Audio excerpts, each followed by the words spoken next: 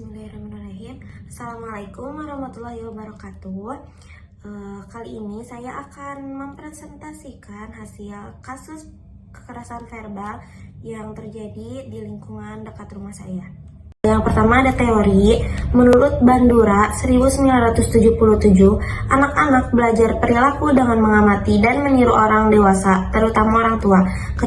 Ketika anak melihat kekerasan verbal seperti hinaan, ancaman, atau celanaan, mereka belajar bahwa perilaku tersebut dapat diterima dan digunakan untuk menyelesaikan konflik.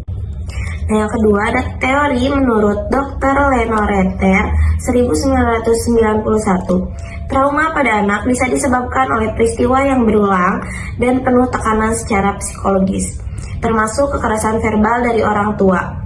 Trauma kronis yang terjadi berulang seperti kekerasan verbal dapat menyebabkan gangguan psikologi jangka panjang pada anak. Nah, permasalahan yang saya temukan di sekitar rumah saya adalah orang tua sering melakukan kekerasan verbal jika anaknya berbuat salah.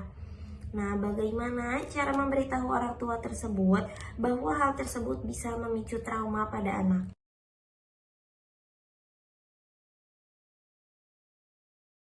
Selanjutnya ada implementasi. Implementasi kekerasan verbal pada anak adalah tindakan atau perilaku mengintimidasi, mengancam, atau menyiksa orang lain, baik secara fisik maupun verbal. Ini dapat memengaruhi pada kesehatan mental anak. Ada beberapa cara mengimplementasi hak ini, antara lain dengan mengajarkan sosial emosional pada anak agar anak dapat mengelola emosinya dengan baik, mendengarkan dan memvalidasi anak dengan memberikan ruang bagi anak untuk mengungkapkan perasaannya tanpa takut dihakimi. Gunakan kalimat seperti, "Kamu merasa sedih ya? Aku di sini untuk mendengarkanmu."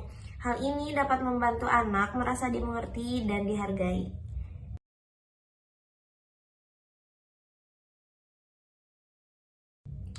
Kesimpulannya, kekerasan verbal adalah kekerasan yang dilakukan secara lisan yang dapat menyebabkan terhambatnya perkembangan pada anak. Bentuk kekerasan verbal yang sering terjadi antara lain mengancam, memfitnah, menghina, dan membesar-besarkan.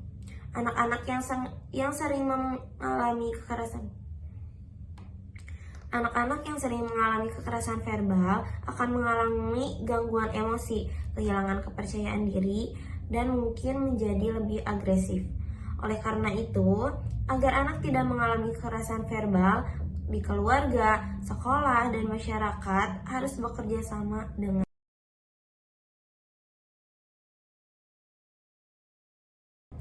Mungkin segitu saja pemaparan kasus kekerasan verbal yang saya sampaikan. Mohon maaf atas kurang dan lebihnya. Terima kasih. Wassalamualaikum warahmatullahi wabarakatuh.